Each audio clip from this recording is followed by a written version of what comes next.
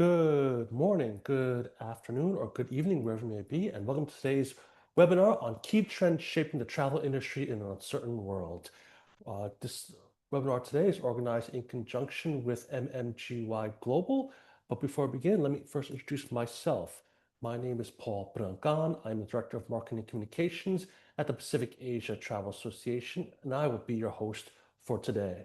Now, before we get to our first speaker, let me just share one quick note with everyone here. I know many of you are familiar with Zoom, but just as a reminder and refresher, if you have any questions for the speaker, please use the Q&A function as shown on your screen here. It's at the bottom of your browser. Please do not submit any questions using the chat function. Feel free to engage with the participants, say hello, but any questions for the speaker, please submit them using the Q&A function as shown on your screen. And moving right along, we've come to our first speaker. Just to give his welcome remarks, ladies and gentlemen, please welcome the CEO of the Pacific Asia Travel Association, Mr. Noor Ahmad Hamid. Greetings from Patah to everyone joining us from around the world. It is my great pleasure to welcome you to today's Patah webinar, Key Trends Shaping the Travel Industry in Uncertain World. On behalf of the Pacific Asia Travel Association, I would like to extend our sincere appreciation to our valued partner, MMGY Global, for collaborating with us on this timely and important discussion.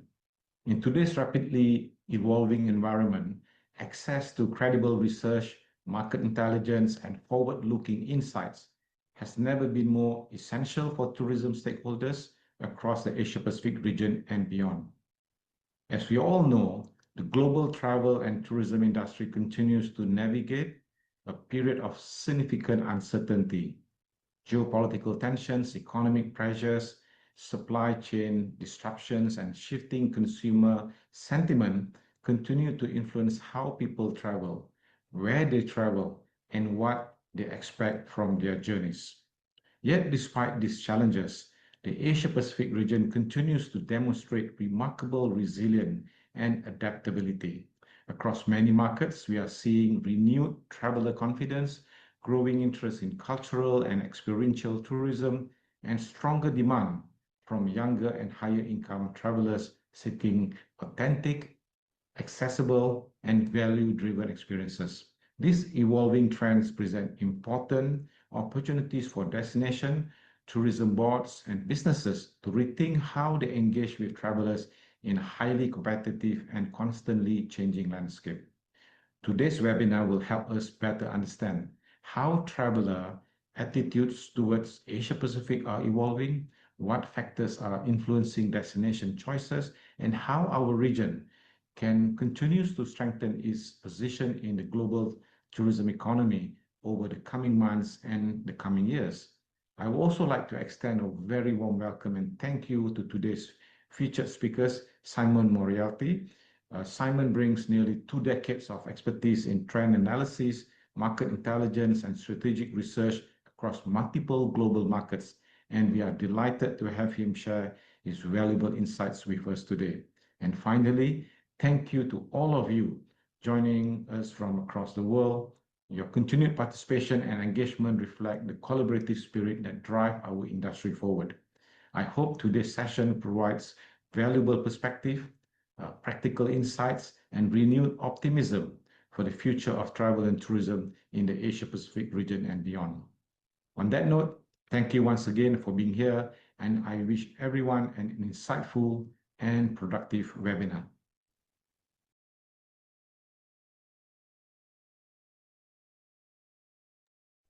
Well, thank you very much, Noor, for those words of welcome to our delegates. And without further ado, let's jump to our speaker for today. Ladies and gentlemen, please welcome the Vice President of Syndicated Research at MMGY Global. He also joined us as a speaker at our recent annual summit. So glad to have him back with us today. Ladies and gentlemen, please welcome Mr. Simon Moriarty. Simon, stage is yours. Thank you very much. Thank you, Paul. Thank you, Noor, for those kind words. The 2 decades of experience makes me feel incredibly old, but I'm delighted to be here and to share some of our recent findings from our research. So you should be able to see the presentation on screen now, key trends shaping travel ahead. As Noor said, looking short-term and long-term. In an uncertain world, we know that the world of travel is impacted maybe more than any other sector by geopolitics, by natural disasters, by the economic squeeze that many people feel when they're prioritizing their leisure activities.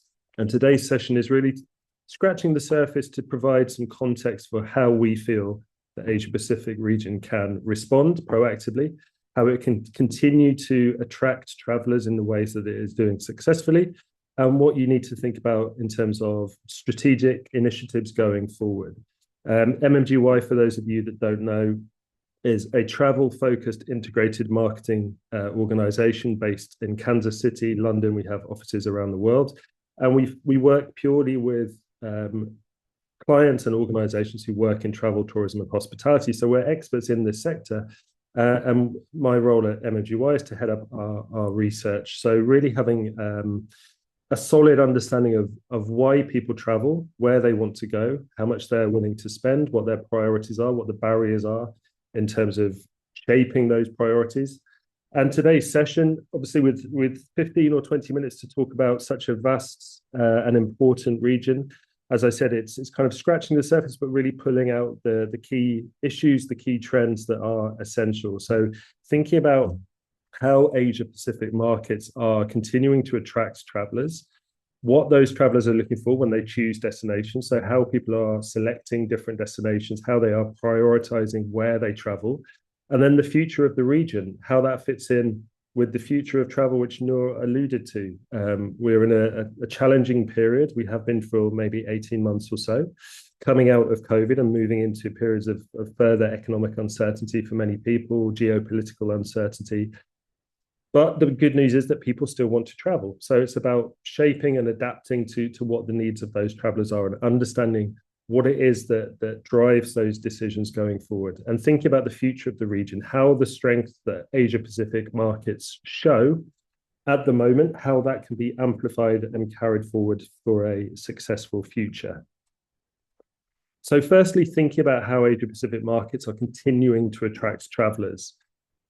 And as I mentioned at the very start, and then for anyone who did attend the PATA Summit in South Korea recently, our position at MMGY, based on the research that we carry out at the agency and the work that we do with organizations across the travel and tourism industry, the picture is positive. We're seeing that people do continue to demand travel. They are still looking for travel options. They are still choosing where to go on holiday. They still want to experience the world outside of their front door.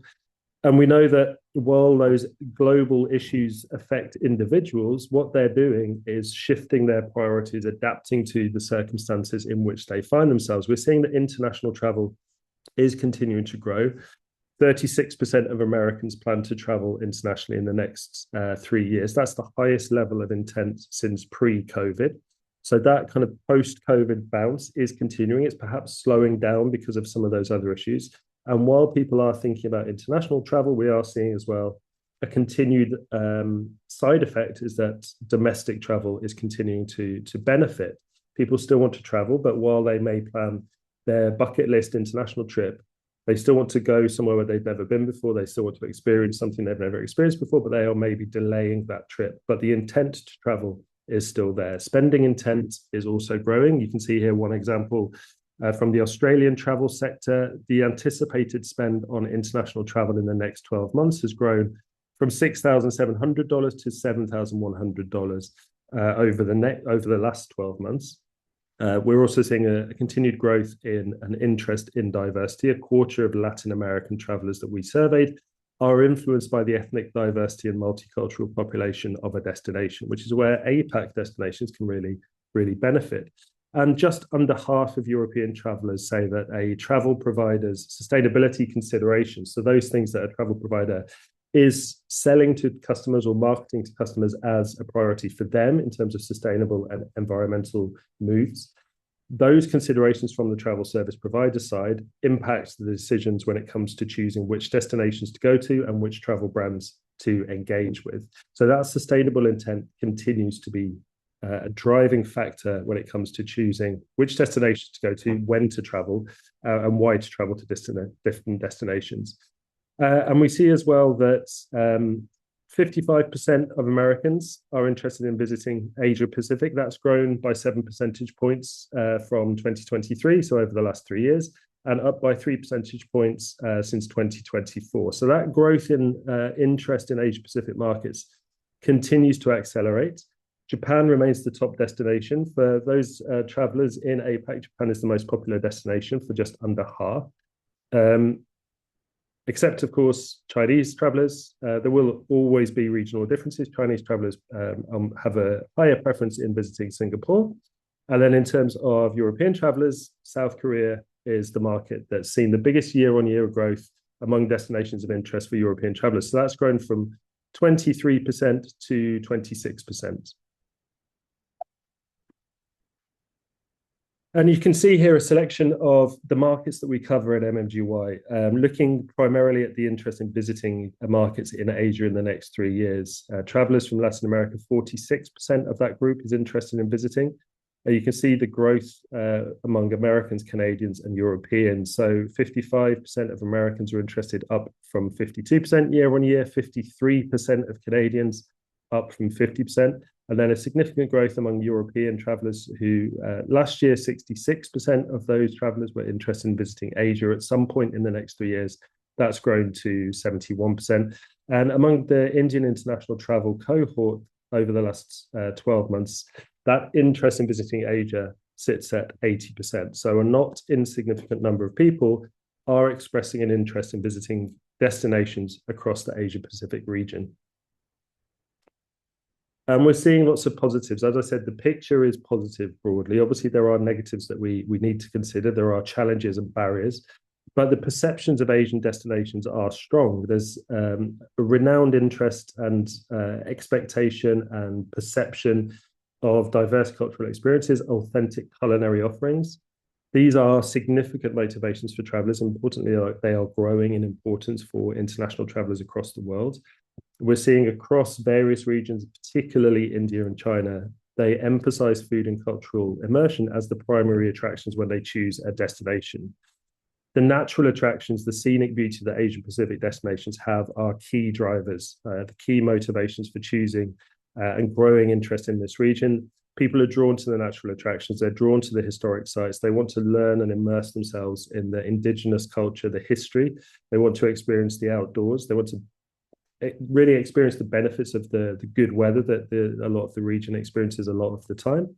Those travel motivations, as I said, that culinary experience, that scenic beauty, these sit at the top when we ask people their motivations for travel, what the top things are that drive them to choose a destinations. Those things always sit at the top of the list. And there's growing interest across markets. Japan, Thailand, Singapore, South Korea, these really show strong appeal for international travelers. They rank highest when it comes to destinations of interest. And there's a rise in multi-destination travel, and this has huge benefits and opportunity for Asia.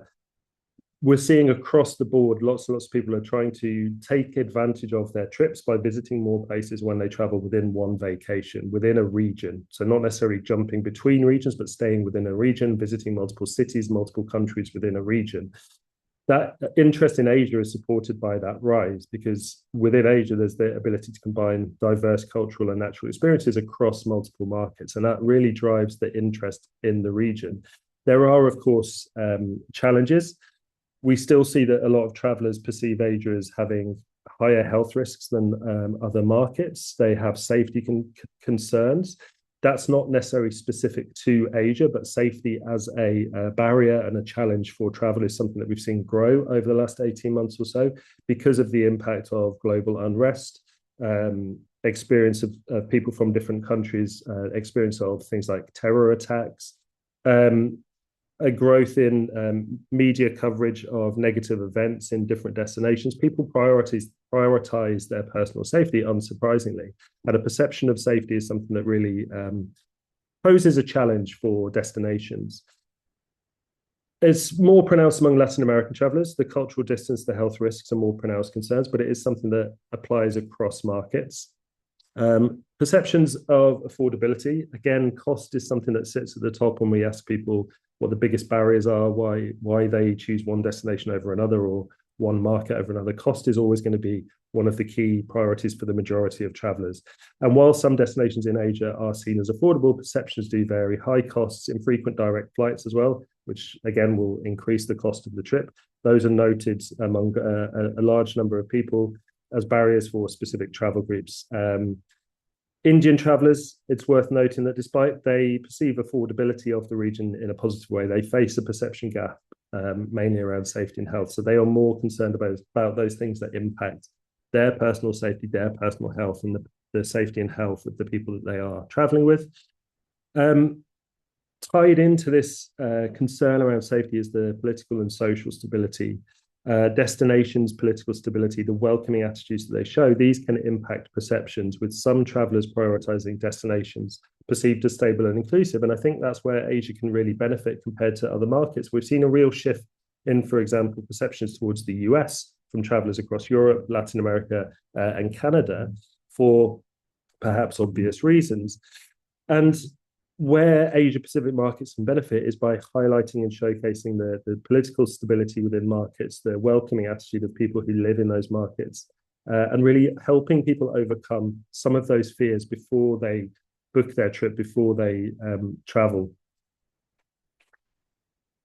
And we're seeing, to summarize, travelers intending to visit the APAC region in 2026, they're prioritizing budget-friendly options. Cost is important. People are feeling the squeeze across the world. Multiple destination trips, sustainable practices. People are putting the onus in sustainability onto brands, travel service providers. They're not expecting to do that themselves, but they want travel service providers. They want destinations, DMOs, DMCs to showcase their own sustainable initiatives. They want to also make use of technology to enhance their travel experiences. So because more people are using things like AI to research and plan trips, it's more important than ever to really highlight the benefits to those travelers and to cut through all of the noise when it comes to choosing destinations. There's a growing interest in cultural immersion, as I said, and alongside those economic considerations, this is really shaping a diverse and dynamic travel landscape looking ahead. So when it comes to what people are choosing, it's really important to understand their priorities when it comes to selecting one destination over another. And you can see there are distinct regional differences, but you can see from this graphic that there are similarities across different regions. So travelers from the regions on the left-hand side, you can see the country breakdowns at the bottom. Safety is always a priority for people, whether they're coming from the APAC itself and traveling within the region, whether they're traveling further from the likes of Latin America and Europe. Safety is an essential priority to consider. The weather as well is a priority, unsurprisingly, perhaps from Europe, US and Canada, where there's less consistent good weather, perhaps. I say that looking out the window in London, where it's currently raining very, very heavily. But people still want to experience those traditional benefits of vacations, which are good weather, cultural activities, ease of travel, the beautiful scenery that I mentioned. They want to immerse themselves in food and drink. The culinary experiences are growing as a motivator. Cost, as I said, is always important, but the important thing to think about is that while global economic pressures are something that people consider, their own personal budget is something that they're not as concerned about. They are more conscious about their budgets, but as I said at the very start, people still want to travel, so they are budgeting accordingly. They are making savings accordingly. They are prioritizing trips in many ways based on the budgeting that they can do, combining multiple options, looking at the ways in which they can travel and combine different experiences, finding good deals, using things like AI to find those deals for them. And as I said, this is all of the kind of combined priorities that people have. And you can see here just a selection of different motivations, different needs from different groups. I won't go through all of these in detail, and we will be sharing the deck afterwards. But you can see, again, there's huge interest in things like scenery and natural landscapes. People want to unwind and escape when they take a vacation, and immersing themselves in nature is something that is hugely important when it comes to travel. I've talked about safety already. So really expressing the safety of a destination to people while they're making those plans, while they're thinking about where to go. having evidence and experience of how safe a destination is something that will really help people make those choices. The ease of access as well is something that's hugely important. And again, Asia Pacific markets can really benefit from showcasing the infrastructure that they have to allow people to travel easily within country. People will also be looking at things like border crossings, visa issues. That's no different to when they travel to other markets, but it's something that is maybe more top of mind for people because of things that are happening in the markets such as the US. I talked about cost already. Affordability and deals will always be essential, but it's about being transparent when it comes to those costs. What are people paying for? What will they experience when they get there? Are you promising and providing everything that they expect? And are you doing so in a way that's transparent and authentic? We're also seeing more on a more granular basis, things like unique and interesting accommodation, combining those with things like the scenery, the food experiences, the safety, and showcasing accommodation that combines all of those things with a sense of uniqueness is something that will really appeal to people. And that learning about Indigenous history and culture, really immersing people in the destinations that they visit is essential, because that's how people will engage with destinations long term, and that will encourage repeat visits and return visits. So thinking about the future of the region, how that current strength that Asia Pacific markets have can really be amplified going forward. We're seeing across a survey we ran recently across a number of core international markets, looking at the state of the global traveller, as we called it. And we're seeing how interest in different markets, different regions, different destinations is changing and shifting over time, year on year. 41% of Saudi Arabian travellers, for example, are more interested in visiting China than they were 12 months ago. 53%, so just over half of Indian international travellers or Indian travellers overall are interested in travelling within India than they were a year ago. So I briefly alluded to this, the benefit that domestic travel has experienced. So this idea of staycations is really important. 55% of European travellers are interested in visiting Japan in the next 2 years. That's grown 4 percentage points over the last 3 years. And it's not just about flying to a destination, having a resort holiday or finding a hotel and staying there for a 2-week period. It's about experiencing different things. And just under a third of American travelers are interested in Asia as a cruise destination. This has grown by a significant amount over the last 2 years. That's up from 22%. So again, there's opportunity for brands, operators, destinations within different or focusing on different sectors to really think about how to target travelers. And at MMGY, we also have an organization within our agency called Think Strawberries, which works primarily across the APAC region based in Mumbai and Dubai. And the view that they have expressed in terms of key trends to think about, unsurprisingly, AI is top of mind for a lot of travelers. So this is becoming more and more mainstream for APAC travelers. Over 60% of active travelers within the region have, over the last 12 months, integrated AI into their trip planning. 63% say that they're likely to use AI prior to their next trip. So we're seeing more and more people, not just in APAC, across the world, using AI to cut through some of the admin when it comes to booking travel. So thinking about the key destinations or the key sites to visit when they go somewhere. You can see local recommendations is important, translation tools, so making things easier and more fluid. Social media is important, continues to be important. We're seeing a shift in the different platforms that people are prioritizing, but TikTok's grip on travel in Asia is unparalleled. The platform has 460 million active users across Southeast Asia. These making travel decisions based on the content that they consume on the platform. So thinking about the role of social media, short form videos that engage with people. People still respond very, very well and engage very, very strongly with video and photos. So media content that is delivered to them seamlessly shows them experiences that align with their own values, their own budgets, their own tastes. These are hugely important. We're also seeing younger travelers having more importance. 87% of Gen Alpha and Gen Z across APAC are actively shaping the travel plans of their families. And that's huge numbers, 98% in China, 93% in India. So those demographics are really driving the future of travel. And we're seeing that this opportunity has become more and more fragmented, which provides opportunities. It provides challenges as well to try and prioritize those different fragments. High spend intent has also met price sensitivity. So people will still be conscious about the cost, the budget, but they want to spend, they want to experience everything they can within that budget. AI-led planning is also meeting social-led inspiration. So it's combining those different technological kind of movements, those sources of information, looking at the social side, the inspiration from people, but using AI to do some of the planning and do some of the heavy lifting. But also, again, authenticity and transparency is key. People want to trust the technology, the platforms that they're using.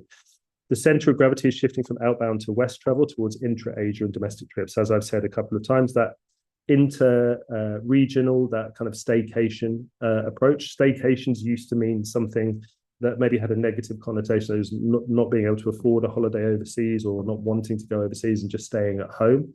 But it's actually more about experiencing and immersing yourself in the country in which you live, the region in which you live.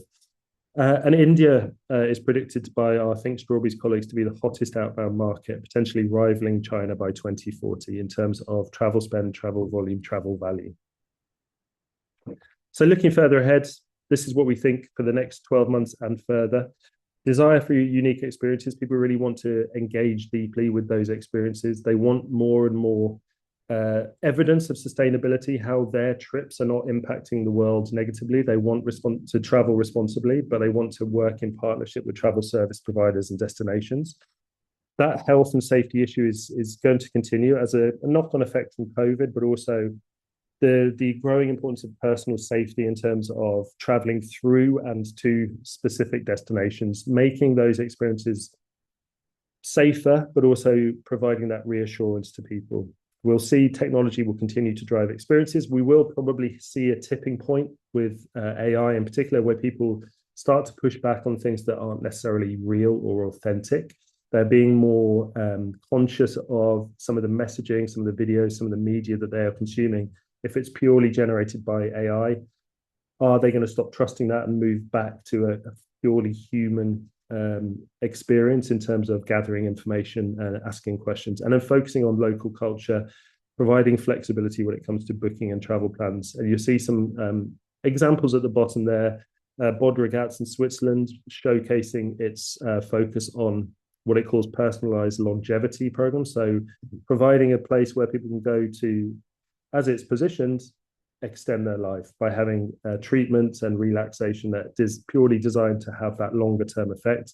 There's a new online travel agent called Almatar, which provides that 3-in-1 protection to focus on the flexibility of booking and travel plans that I mentioned. So it's looking at changing your trip for any region with no additional, for any reason rather, with no additional costs, cancelling your trip for any reason with no additional costs, and being protected against delays, which is something that more and more people are conscious of.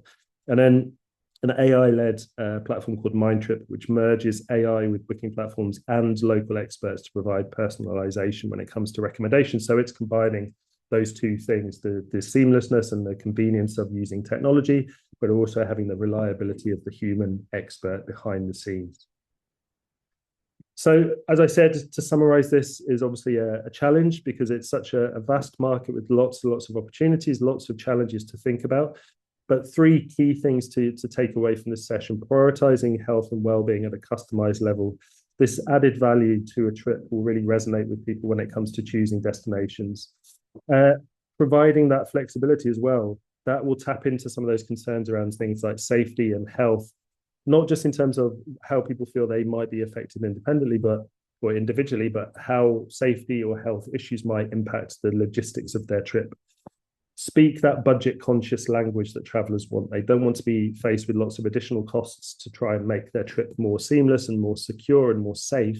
They want it to be part of the overall package, and then understand how technology can enhance and not replace that current offering. Emphasize the human face of Asia Pacific. That's what the region has above all else, is that welcoming cultural diversity that so many people are looking for. So thank you very much for your time and your attention today. I hope this was useful and interesting. As I said, MMGY, we focus on travel and tourism. We're always happy to talk to people. And if you have further questions, my email address is on the slide there for any follow-ups. But I believe now I will pass back over to Paul, and we'll have some questions from the audience. Thank you very much, Sam, for that insightful presentation. We actually did receive a couple questions via email.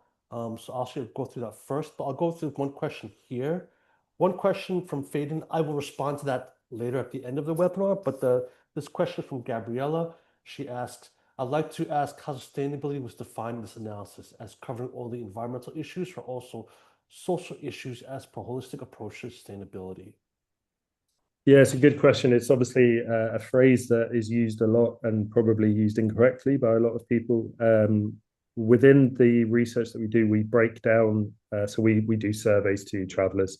When we talk about sustainability, we break it down into different kind of subcategories. So thinking about things like carbon offsetting or impact of carbon of different modes of transport, things like single-use plastic versus reusable materials, impact on local environments in terms of over-tourism, giving back to local economies. So in terms of regeneration from a practical point of view, in terms of things like regrowing resources, but also economic giving back. So when I use the word sustainability, it kind of covers multiple things. All right. Okay, so here's a couple questions here from that were emailed into us before the webinar. So the first question here is, while intra-Asia travel is holding out in Q2, how can this be sustained later in the year as airfares have increased significantly and the LCCs are cutting flights to capacity? Yeah, again, a good, very timely question. We're seeing the impact across every destination around the world where you need to fly, which is every destination around the world for every market. We don't yet know. I know there are a number of price rises across different markets as a result of multiple geopolitical and other things. It's difficult to say how it will play out.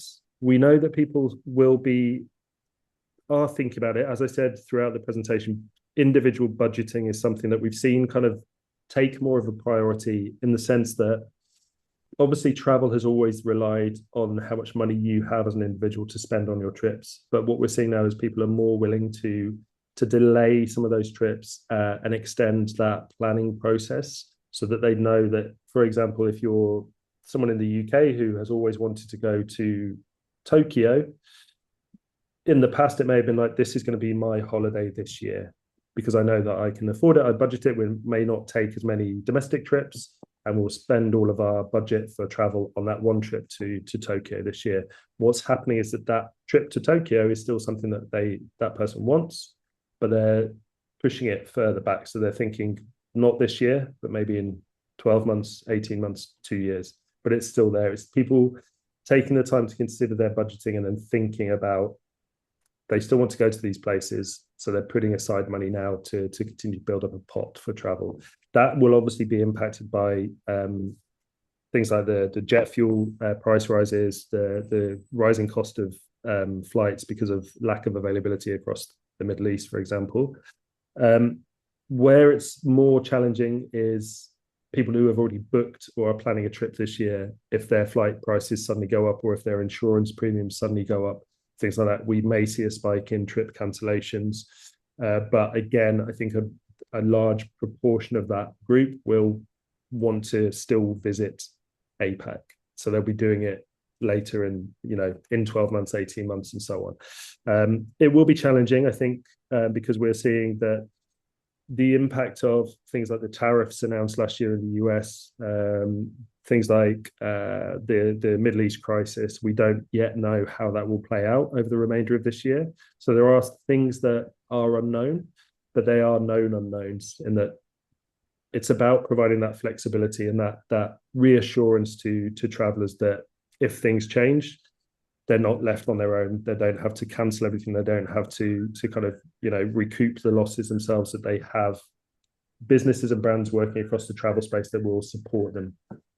Yeah, so look, we mentioned about flexibility, like for travelers saying, oh, look, can I push my travel back to next year, right? Allowing that was something that operators should be aware of, So I guess that's one of the things, and just kind of a wait and see. Yeah, and I think that flexibility is hugely important, and I think it's, as I said, it should be part of the overall value of the trip. It's not about, you've booked this trip and then a global event happens, so you have to cancel everything and you're kind of on your own to deal with it. It should be part of your experience with travel service providers. They should be providing this at not a huge extra cost. It should be part of the added value of that's why you choose that provider.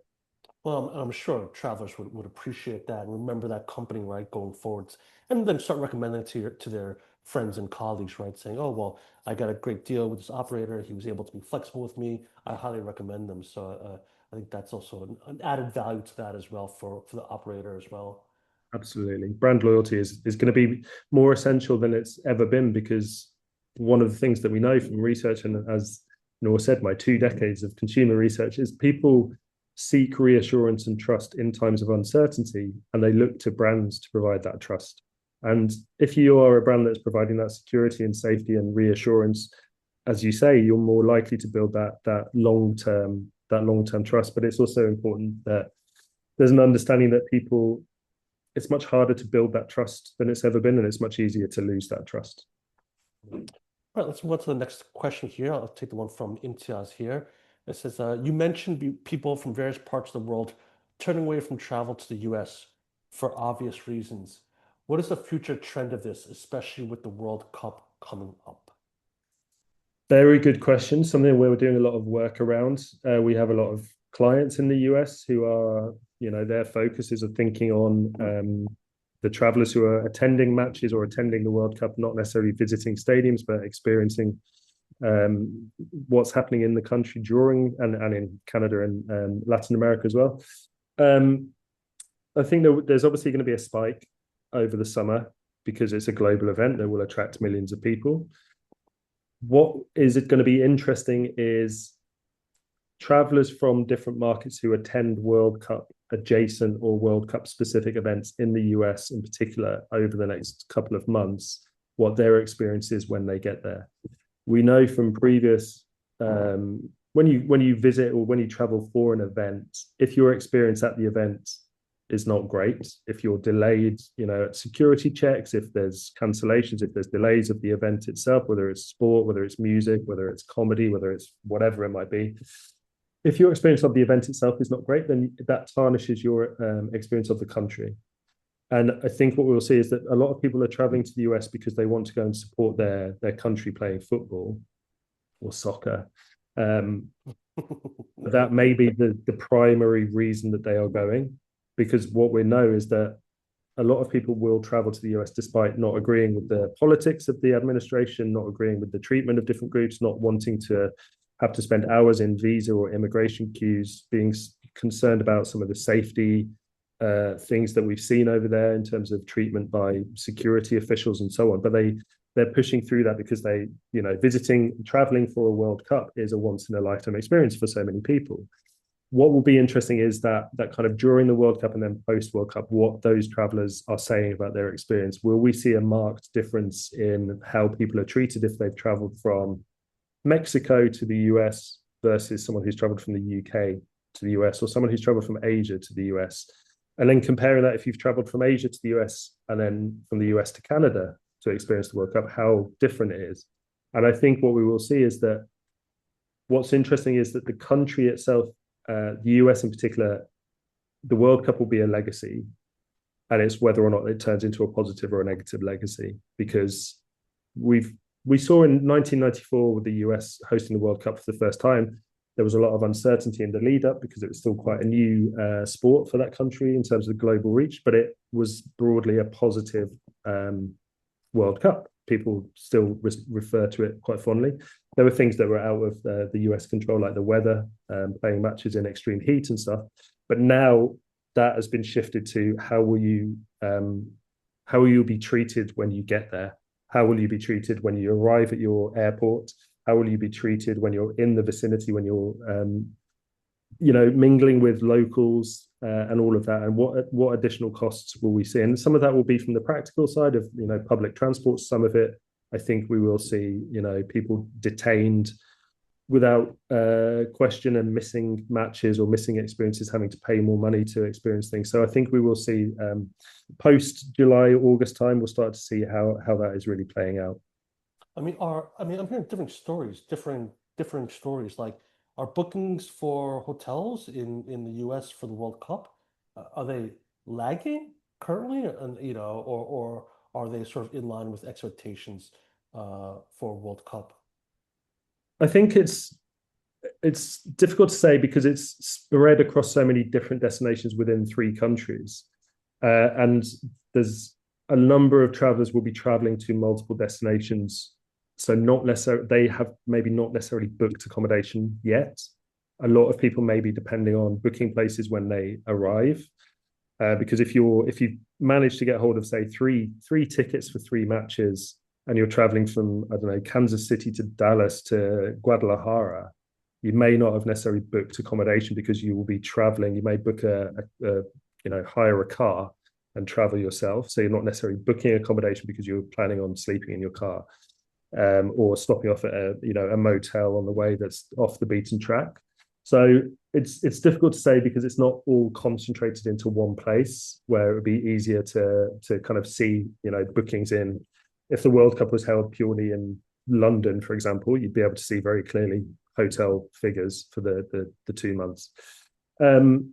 I think as well, there's always going to be for something like the World Cup, people travel with a ticket for one game. They don't necessarily know how their team is going to progress, so they may not be entirely sure where they're going to go next, because a lot of that depends on where their team will end up playing if they get through to the qualifying rounds.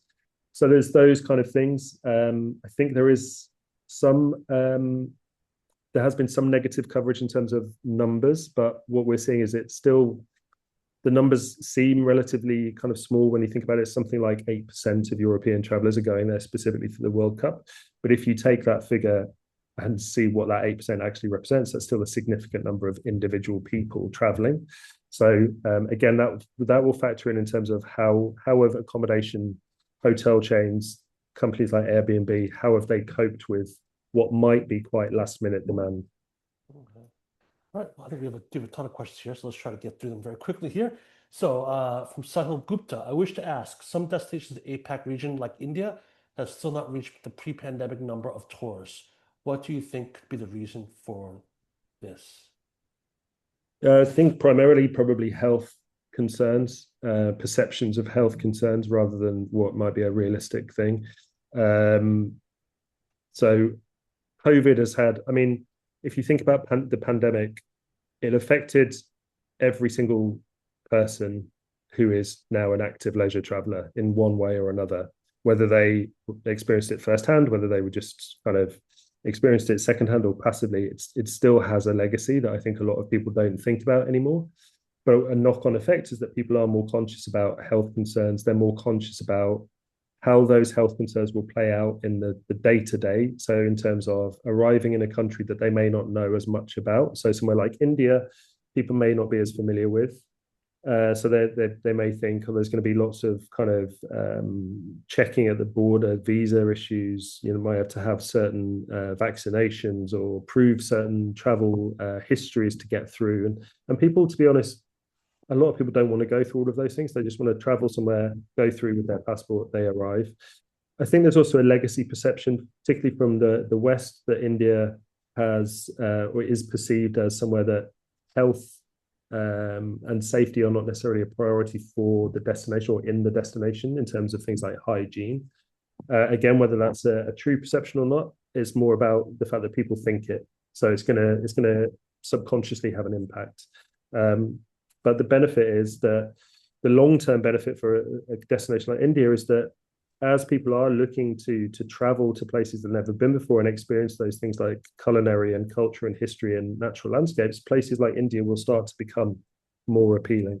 So it's about the destination, the destinations within India really emphasizing the safety, the hygiene alongside all of the other things that they provide. All right, jumps to the next one here from Sharon. Recently, Trip.com announced the plan of investing 15 billion RMB, approximately $2 billion, on attracting foreign tourists to China. I'd like to know what do you think of the future of Chinese inbound tourism?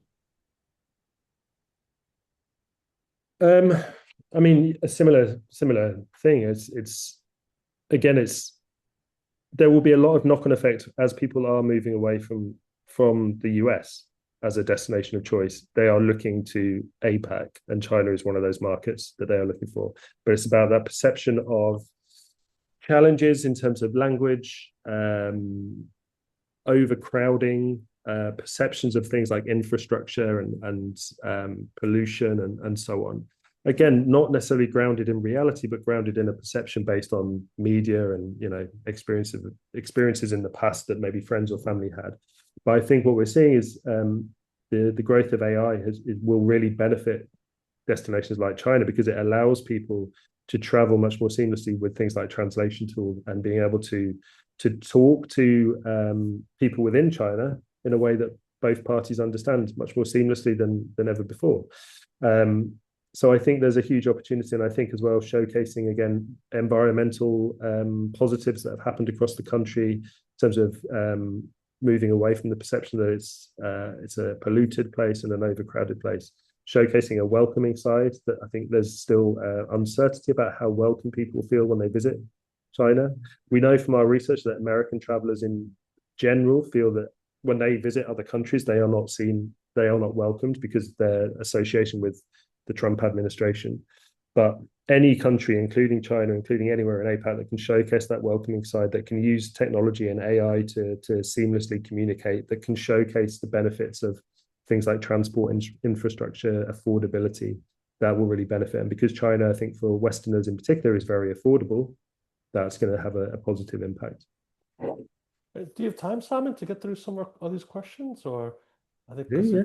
Okay, so let's I have one here in chat. I'll read. This is from Rashi Sen. She said, "You said 8% of European travelers are headed to the US. Would you have any data trends from Middle East? Do you see travelers heading to FIFA?" We do have. I don't have it off the top of my head. Unfortunately, I can only retain so many numbers in my brain. But we do have that information, so I will share that afterwards with you. Rashi, I will send him your email address, and then he can get back to you on your question. So I'm going to jump down for the next question here. We are seeing a major divergence. Boomers have the financial capital and favor traditional approaches, while Gen Z millennials crave affordable adventure but plan via TikTok and AI. How does a local agency successfully bridge this gap to capture both ends of the spectrum? Yeah, good question. I think for the older generation, I think there is a perception that it's kind of young people use social media, older people don't. That's not necessarily an accurate representation. We know that older people are the ones who are kind of the number of older people, for example, on Facebook is more than younger people, if that makes sense. So older people are kind of setting up accounts using Facebook, for example, more frequently. Younger people are using TikTok more frequently. So what we've seen is a shift in terms of the type of social media that people are consuming. So short form videos are being consumed much more frequently by younger people, and that's having a natural knock-on effect where travel influencers are utilizing that platform to showcase things. Food and drink brands are utilizing the platform to showcase things. But it's about recognizing the different types of platform that those different generations are using, and using targeted campaigns across those platforms. There's no a one-size-fits-all approach won't work because of how people consume media, how long they're on those different platforms, what they're actually looking for. Older generations naturally will still benefit from having that human expertise to support them, having people on hand to help them navigate stuff that they might find a bit more confusing or a bit more they're not as familiar with, in terms of younger people being more digital savvy and digitally native generations who have grown up with social media. There is still that disconnect, but yeah, it's understanding the platforms. And again, we have research about what platforms different generations use. So happy to share some of those findings, but it's about understanding the platforms that will resonate. If you go in and think everybody's on TikTok, therefore our campaign should be on TikTok, you're going to alienate older consumers who don't use TikTok. If you think we should just use Facebook because it's still a far-reaching platform, you're going to alienate all of the younger people who just have a Facebook account but never look at it. So it's understanding the platforms, understanding the needs of those travelers when they're booking, but also when they're in destination as well. Because once you're in the destination, you're not going to be looking at TikTok as much in terms of making choices about where you're going to go. You've already done that as part of your planning. You've already used TikTok and AI to create a list of places you want to go once you're there. So once you're there, you're not looking at your social media accounts because you want to switch off. So it's about how do you support those people when they're in destination. That's where human expertise comes in. I like this question here. This is from Nahiro. Japan looks like a still growing destination with increased demands and interest, despite the news about over tourism happening in Japan. Does such news affect minds of general consumers when making decisions? And I guess this happened not just in Japan, but in Europe. So, what is your thoughts on that? Yeah, it's a great question. I think the answer, and this may be a kind of quite a telling answer in terms of people. People will see news about over tourism, and the vast majority will think, well, that's not me. It won't affect me. I'm still going to go to Barcelona or Tokyo or wherever. I've seen news about overcrowding, but I'm going to go and I'm not going to cause a fuss. I'm not going to be a nuisance. I'm just going to be a very good tourist. And they're sort of thinking it's always that case of it's not me that's the problem. There is the edge cases. There are significant numbers who are more kind of active, more conscious, who will think, I'm not going to go there because I don't want to impact the environment negatively. Then there's other people who will see, I think in Thailand, for example, is a good example where you have to pay to visit certain beaches, or certain beaches are closed during peak season to avoid damage. So people will purely think, well, I'm not going to go there because I can't get to the place I want to go, so I'm going to choose somewhere else. That obviously has a knock-on effect where other places become overcrowded. But again, it's people trying to make the most of their own personal time and their own priorities when they visit. So there will be some people who are kind of conscious and think I need to change the whole way that I travel so that I'm not part of the problem. But I think the vast majority are thinking either it's not me, I'm not part of the problem, so I'll just do what I normally do, or I'm going to choose somewhere else because this place has become too expensive. Or I think you see things like in Barcelona where tourists get sprayed with water when they're sitting in cafes and things. And I think the majority of people will think either that might be quite fun, so I'll go and experience that part of tourism. Some people will think that feels like it's only going to happen if you visit in the height of summer and you visit the busiest tourist attraction. So we're going to go to Barcelona in shoulder season or off peak, and we're going to go to places off the beaten track. Which I think short term means that over tourism, it is the positive is that over tourism is something that people know about, but how it will play out beyond destinations actually shutting down destination areas within destinations or charging more money, how it will play out is much longer term because other places have to kind of take the place of those popular destinations. Okay. I'll take this question from Imtiaz here. For economic reasons, many countries are reviving and encouraging domestic tourism. How will this impact on international tourism as a whole? Yeah, good question. I kind of mentioned it a couple of times that the benefit of the uncertainty that people feel at the moment globally, and how things like the jet fuel pricing and Middle Eastern conflict will impact longer haul holidays for lots of people. Domestic tourism will benefit. We saw over the Easter holidays in Europe, there were more and more short haul flights were booked than long haul flights. So people were choosing to travel within Europe, within their countries. So domestic tourism, I think how I would position it is this idea of a staycation used to be seen, I think, fairly negatively, that it was a kind of cheap alternative or an alternative because you couldn't afford to go somewhere nice. You were staying in your own kind of backyard.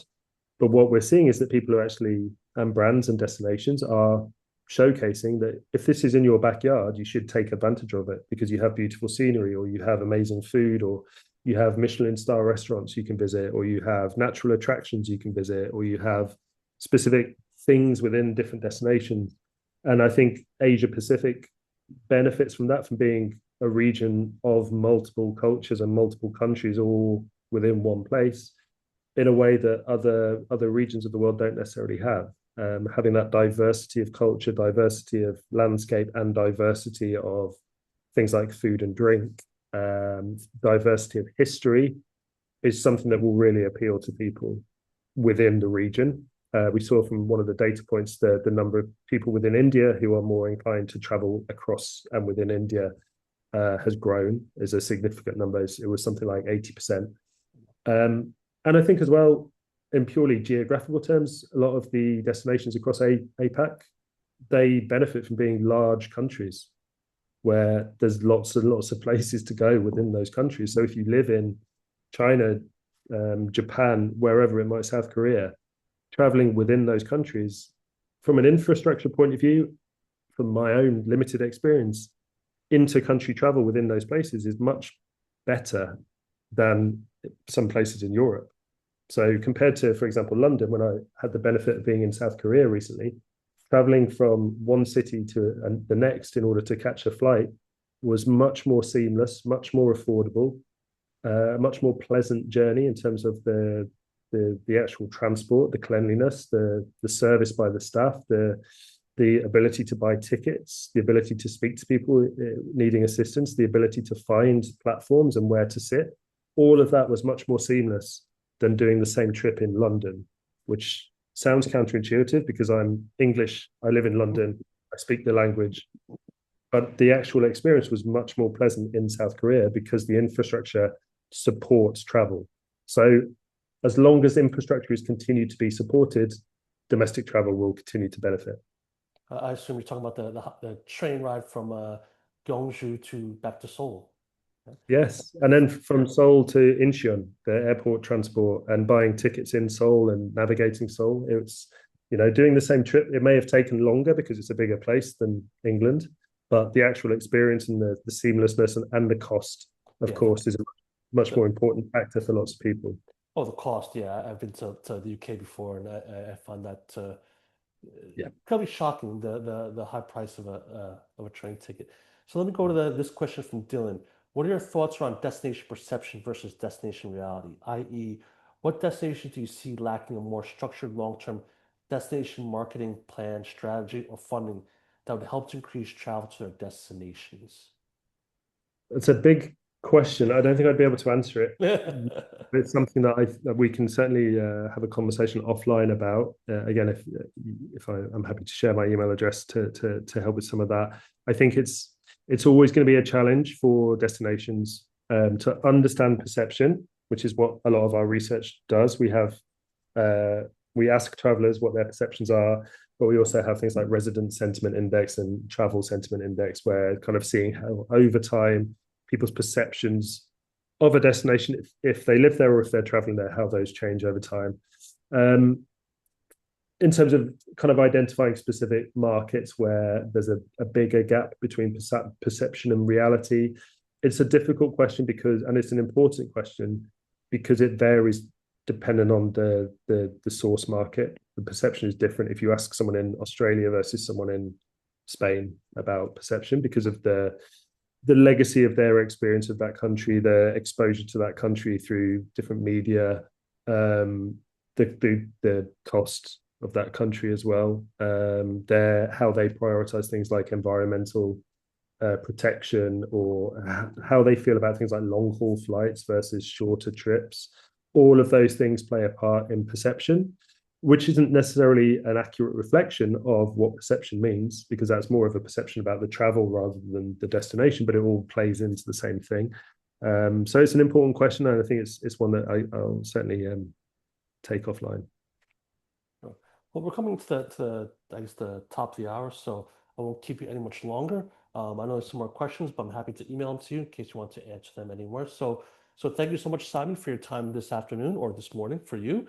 And any questions for Simon, feel free to send it to myself. I'll share you my email address at the end of the webinar, and you can email me, and I'll definitely forward over to Simon so he can get back to you any of your questions. So thank you so much, Simon. And with that, I'll leave you for the rest of the day, and I'll do a quick wrap up here.